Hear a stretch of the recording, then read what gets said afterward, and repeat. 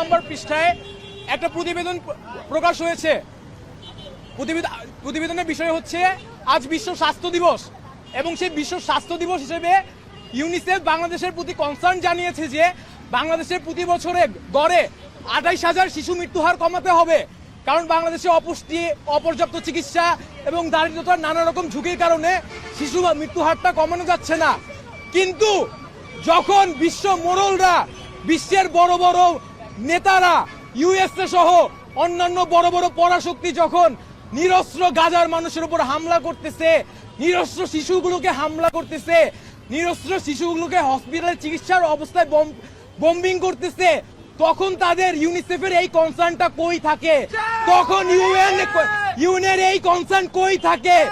United nation তারা নাকি শান্তি প্রতিষ্ঠার জন্য প্রতিষ্ঠিত হয়েছিল, কিন্তু এই ইউনাইটেড নেশন আমেরিকার স্বার্থ রক্ষা ছাড়া আর কারোর স্বার্থ রক্ষা করে না।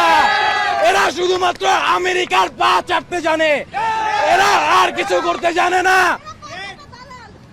আজকে যারা মানবিকতার কথা বলে তাদের হাত প্রতিদিন মানবিকতার রক্তে রঞ্জিত হচ্ছে।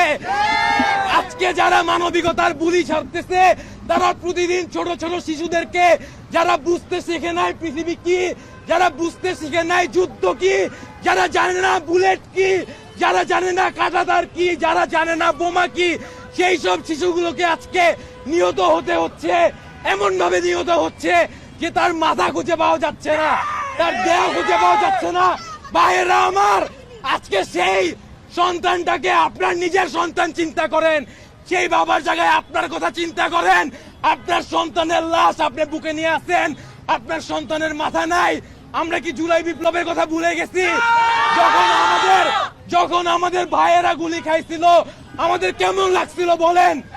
কেমন লাগছিল? মাত্র 36 দিনের একটা আন্দোলন ছিল, তার ভিতর ভাই মাত্র 18-20 দিন ফায়ারিং হয়েছে, কিন্তু আজকে বছরের পর বছর গাজায় ফায়ারিং হচ্ছে, বছরের পর বছর গাজায় বম্বিং হচ্ছে, এবং এটা জেনোসাইড, এইটা ইন্টারন্যাশনাল ক্রিমিনাল অ্যাক্টের মধ্যে পড়ে।